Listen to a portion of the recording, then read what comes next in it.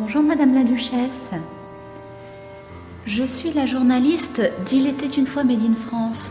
Le prince charmant vous a désigné comme prochaine invitée et m'a chargée de vous remettre son chapeau. Il dit que vous aurez certainement une anecdote à me conter au sujet de celui de Louis XIV. Madame, quel plus beau souvenir pour moi que l'orage d'été qui est à l'origine de cette histoire. À l'époque, j'étais au service d'Henriette d'Angleterre, la belle-sœur du roi. Et un jour, celle-ci me fit appeler lors d'une promenade pour un service. Je me souviens, tout d'un coup, le roi engagea la conversation avec moi et nous nous sommes éloignés du groupe. J'étais si surprise et émerveillée que le roi me parle. Je n'étais qu'une simple dame de compagnie, alors jamais je n'aurais imaginé que le roi puisse me considérer ainsi en personne. Je ne m'étais même pas rendu compte que nous étions seuls dans la forêt. Et tout d'un coup, le temps se mit à l'orage et il commença à pleuvoir, mais...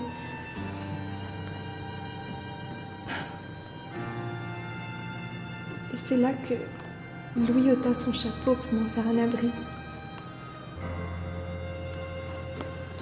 Je refusais, mais il était tellement galant. Il insista pour me ramener ainsi au château. Vous auriez dû voir la tête hébétée de tous les courtisans qui nous découvrirent ainsi. Lui tout dégoulinant d'eau et moi toujours abrité par ce fabuleux chapeau.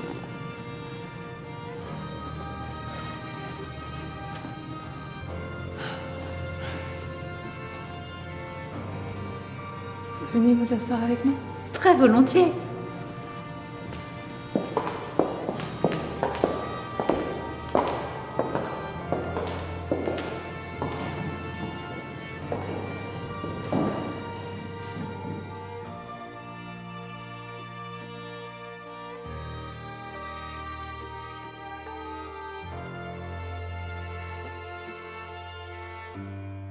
Racontez-moi, c'est ainsi qu'on devient la favorite du roi ?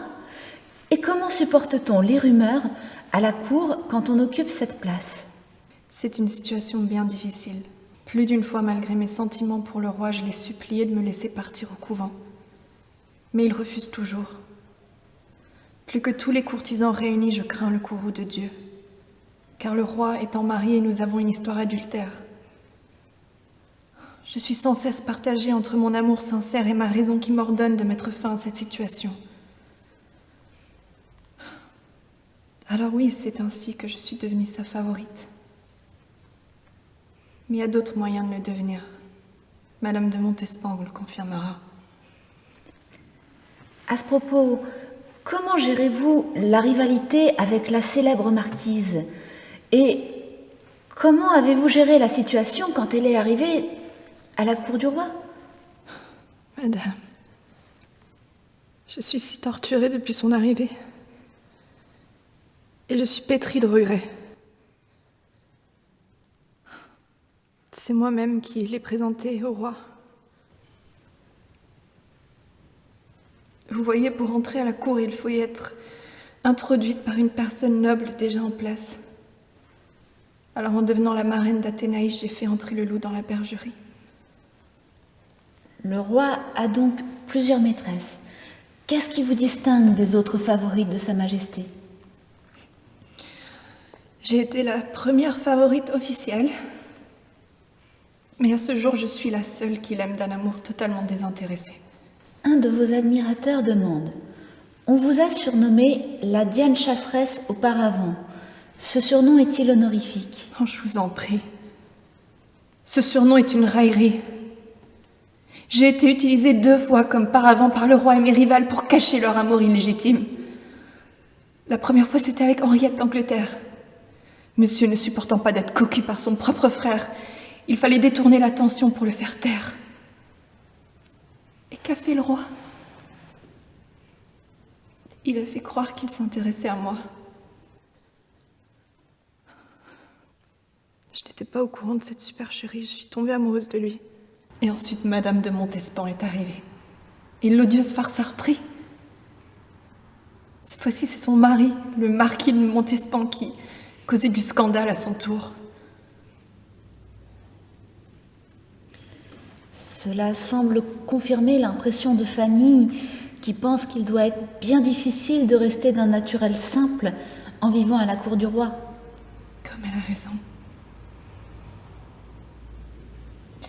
C'est pour cette raison que je me suis enfuie ici, pour essayer de retrouver un peu de calme intérieur et un peu de paix. Au milieu de tous ces courtisans moqueurs, avez-vous tout de même des amis ou des soutiens? Je veux être artisane du bien et je m'évertue à être l'amie de tous. Mais hélas, la cour est cruelle et ce n'est pas souvent réciproque. Pourtant, Louis m'a élevée au rang de duchesse pour me valoriser et faire taire les médisants. Mais c'est un titre lourd à porter. C'est le prince charmant qui vous a désigné pour cette interview. Pourriez-vous envisager d'être sa favorite aussi? Certes pas. Je souffre déjà trop de ma situation actuelle pour risquer de mettre fin à notre couple. Mais je lui envoie toute mon amitié. Et auriez-vous des éléments pour le rassurer quant au retard de Cendrillon à rentrer au château? Je n'ai pas vu Cendrillon, mais je suis convaincue que son retard est dû à sa volonté de révéler la part de bien qui sommeille dans le Joker. On en a tous une, vous savez.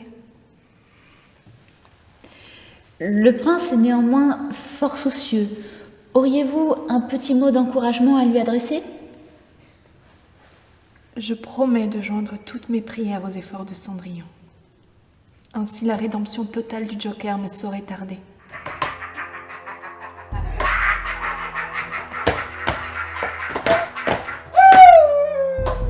Merci, chère duchesse, pour avoir répondu aux questions de vos admirateurs. Vous connaissez sans doute notre relais rituel. Xavier a essayé de deviner qui vous alliez désigner. Est-ce la marquise de Dicourt comme il l'a suggéré? Bonne de Dicourt n'est autre que la cousine d'Athénaïs de Montespan. Je préfère désigner un personnage des contes de Charles Perrault. Allez à la rencontre de la Belle au bois dormant. Ainsi, la parution de son interview au mois de décembre ajoutera la féerie de Noël. Entendu, je vais aller interrompre le sommeil légendaire de cette princesse.